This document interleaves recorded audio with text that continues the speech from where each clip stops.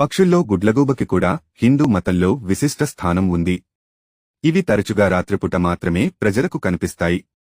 సనాతన ధర్మంలో గుడ్లగూబను లక్ష్మీదేవి వాహనంగా పరిగణిస్తారు. ఎక్కువగా నలుపు లేదా గోధుమ రంగు గుడ్లగూబలను చూస్తారు.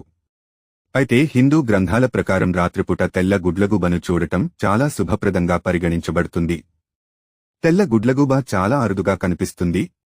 అయితే తెల్ల గుడ్లగూబను చూస్తే జీవితంలో అన్ని సమస్యలు తీరిపోతాయని లేదా ఏదైనా శుభం జరగబోతోందనే విషయానికి సంకేతం అని నమ్మకం.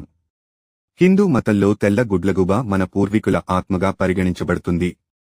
ఎవరైనా తెల్ల గుడ్లగూబను చూస్తే వారి పూర్వీకులు వారితో ఉన్నారని ఒక నమ్మకం ఉంది. రాత్రిపూట అకస్మాత్తుగా గుడ్లగూబను చూసినట్లయితే లేదా గుడ్లగూబ కళ్లను మాత్రమే చూస్తే అది మీ జీవితంలో ఆనందానికి సంకేతం. జీవితం నుంచి ఆర్థిక సమస్యలు త్వరలో ముగుస్తాయనేడానికి ఇది సంకేతం అని నమ్మకం. ఏదైనా